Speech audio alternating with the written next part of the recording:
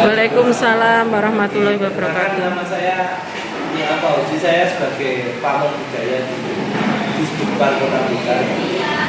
Kebetulan untuk pengelolaan cagar budaya di Kota Blitar itu di bawah kewenangan Bidang Kebudayaan. Salah satunya adalah kompleks museum desa. Ini kan dulu sebelumnya bekas asrama dan dua Blitar. Sebelumnya lagi ini kan memang dibangun khusus, jadi ini memang dulunya adalah sekolah Ospia. Di Blitar itu ada beberapa sekolah, ada Ospia, ada Normal School, ada HIS, WIS, ada Chinese School, ada Twig School. Ada 5 sekolah yang ada di Blitar. Nah, salah satunya adalah ini adalah Ospia. Itu Opleiding School for Inlander Ambtenaar. Jadi sekolah khusus untuk pamong pelajar sekarang gitu. Jadi kalau Bapak Ibu bisa dilihat di sini, ini salah satunya kan ini 70% kita masih bangunan asli dengan beberapa tambahan. Nah, ini bangunan aslinya itu seperti ini, dibangun tahun 1910 sampai 1911.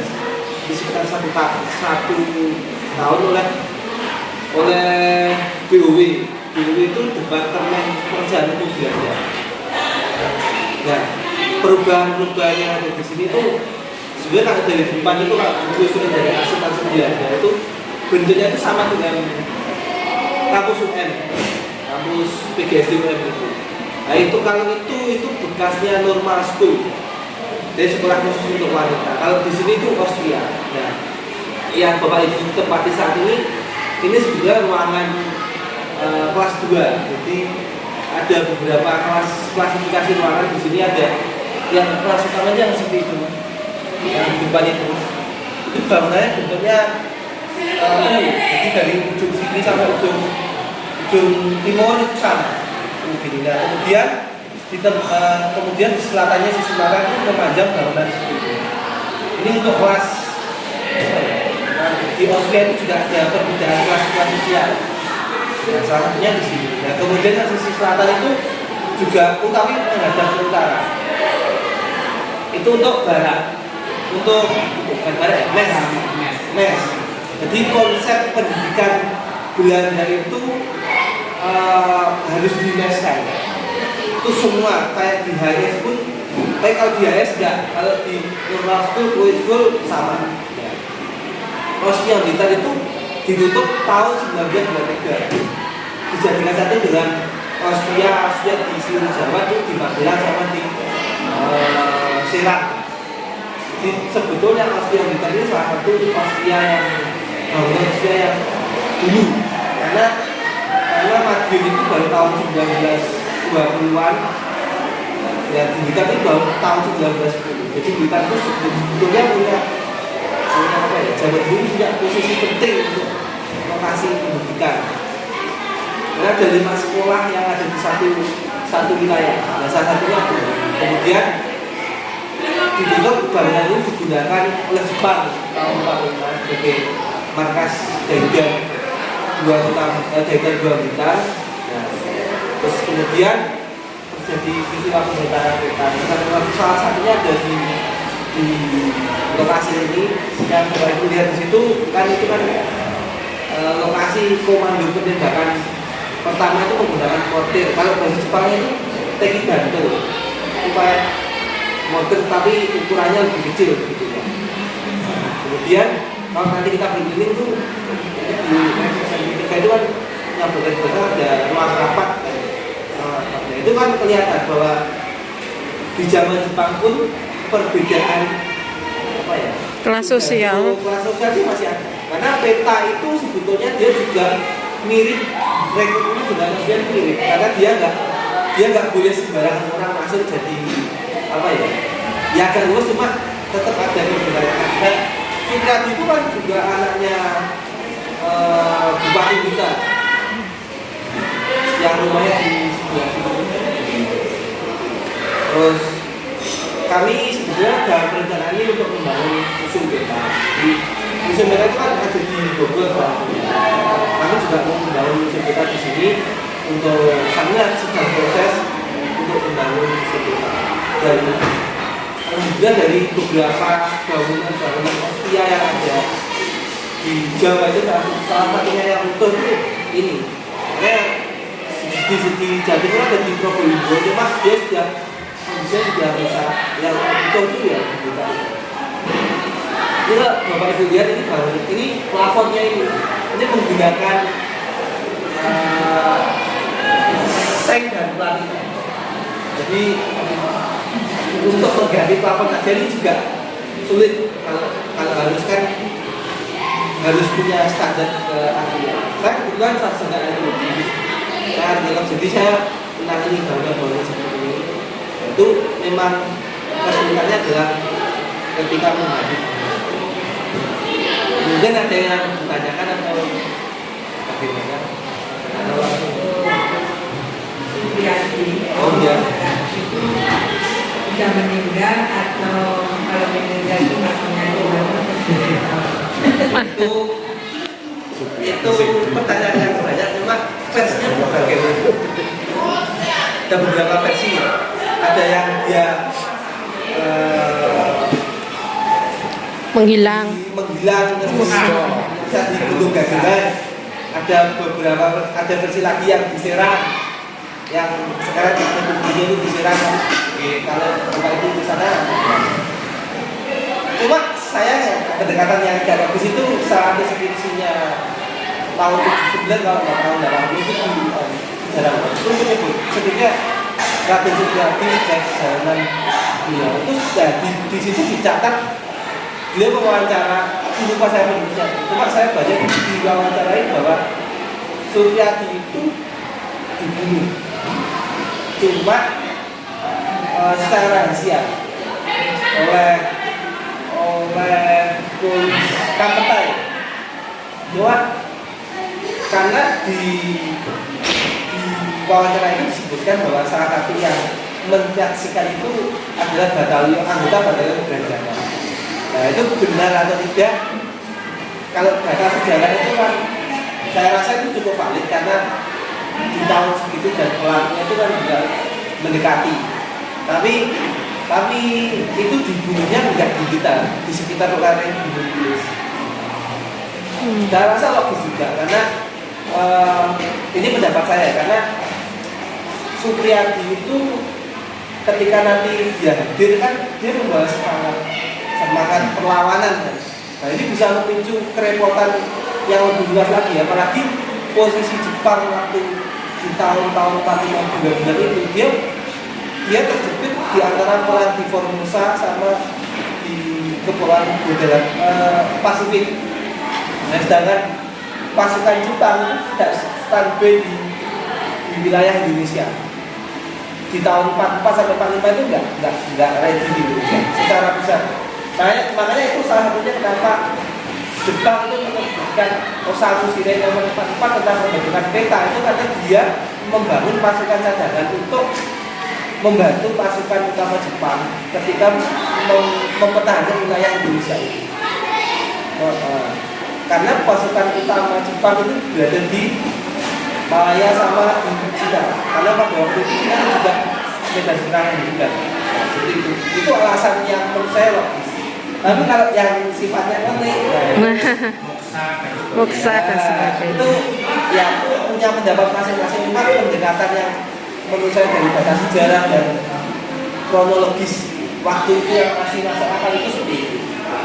Jadi kalau ketika peta ini yang Bapak Ibu perlu diketahui, peta itu dia dibangun tidak bisa terkoneksi antar daerah. Jadi misal Blitar dengan daerah Tulungagung dan daerah itu tidak dikoneksi, jadi tidak bisa menghubungkan antar batalion tidak. Jadi itu memang satu Jepang untuk memutus menghindari ketika nanti ada terjadi pemberontakan. Dan memang benar, dia juga terjadi pemberontakan. Dan andai kata waktu itu Jepang membangun peta ini dengan sistem, kan kalau di tentara itu kan ada batalion, ada divisi, ada resimen. Ya. Jadi kan terkoneksi. Nah, ketika Jepang membangun sistem koneksi itu, peta minta itu satu mobil bisa berlima. Nah, kenyataannya kan tidak terbukti. Itu adalah salah satu taktik militer Jepang untuk mengendalikan peta ini biar dia di bawah. Salah satunya. Jadi kalau ditanya kenapa rasanya peta militer ketika memberontak itu tidak bisa tidak menjadi jaga gagal, satunya adalah itu. Dan kedua, kenapa kalau sudah dia agak gila itu saya rasa dibunuh karena untuk menghindari semangat itu. Kalau koneksi kan putus, semangat juga harus dihilangkan. Karena kalau dia tokohnya itu bisa menggunakan orang-orang, apalagi seperti saya mengatakan bahwa perwira-perwira peta ini bukan orang sembarangan. Maksudnya dia secara sosial dia punya pengaruh, kayak anaknya kiai atau kiai sendiri, terus kemudian anaknya perdana, bupati. Pengaruh-pengaruh ini yang coba ditangkis oleh pemerintah Jepang. Itu lebih dekat seperti tahun 19 itu disebutkan saya itu Bapak Ibu. Terus terkait selama ini tidak pernah tersentil gitu. Supriyadi itu sebenarnya siapa? Seperti silsilah keluarganya. Itu kan sebagaimana kan kalau kita runtut seperti tokoh-tokoh yang lainnya itu ternyata kan juga dari kelas sosial yang tinggi, misalnya seperti itu. Nah, selama ini Supriyadi kan seperti belum ada yang membahas secara rinci sebenarnya Supriyadi itu silsilahnya beliaunya itu dari keluarga mana seperti itu. Ya kalau Supriyadi sendiri itu kan ada dari istri pertama kalau nggak salah, cuma dari Bupati Trenggalek. Terus kemudian pindah ke Bupati. Yang rumahnya di sebelah sini. Saya panggil namanya. Darmadi. Itu beliau yang tinggal di sini itu. Terus saudara tirinya Supriyadi. Itu dari istri ketiga kalau nggak salah. Nah, Supriyadi sendiri itu istri dari anak dari istri pertama. Anak pertama dari istri pertama kan anaknya dua kalau nggak salah ya. Nanti bisa dicek lagi itu sudah banyak itu. Terus dia kan sudah tamat kalau nggak salah di sekolah. Dulu kalau nggak salah dulu belum masuk. Terus di sini itu mau menambahkan lagi di setiap bagian itu, di setiap batalion itu ada perwira Jepang pengawas. Kalau di sini rumahnya itu yang bukannya batalion sedang ditempati di 0808 itu, ya itu rumahnya perwira pengawas Jepang. Jadi kalau bangunan aslinya ini dari ujung sana sampai ujung sana itu bangunan. Mungkin ada yang menanyakan lagi. Bilang kayak gini. Ada semacam karena musim di sini katanya ada terowongan di bawah sana. Itu judulnya nanti di SMP 1. Apa betul? Saya tuh mungkin lah. Kita anak-anak jangan nanya lah. Masa katanya kalau terowongan itu itu untuk banyak kesimpulan dari penantikan tentang Indonesia. Katanya itu ada terowongan nanti temunya di SMP 1. Apa betul gitu? Ya itu kan ceritanya. Tapi sementara kan saya belum menemukan buktinya. Tapi kalau gorong-gorong, saya rasa itu gorong-gorong besar. Jadi ada. Oh ya mungkin dulu lewatnya gorong-gorong gitu loh, bisa jadi Bu. Tapi juga nggak tahu karena bukan kecil itu kan harus dicek. Kalau jenengan lihat ini kan sudah banyak tambahan bangunan. Sana nggak mungkin. Ya. Dan dulu kan di pojok, dulu saya di SMP 3 itu kan ada simbol. Nah itu katanya tempat-tempat yang bersembunyi dan tempat pembuangan rakyat dari Indonesia. Betul. Kan kayaknya angker gitu loh. Begitu saya ke sini tuh kok ya suasana itu ya hati itu kayak ya saya rasa ini kalau soal itu mungkin nggak tahu ya, mungkin apakah benar atau tidak, cuma ya bisa jadi karena disiksa itu kan jadi setelah pembelaan peta itu gagal, itu kan semua anggota bagian dikumpulkan, diintegrasi. Ya, bisa jadi waktu diintegrasi itu ya namanya orang diintegrasi kayak didelep di macam-macam itu bisa. Ya kalau Bapak Ibu nanti di ruang rapat aja itu terasa kalau memang ya rasanya beda.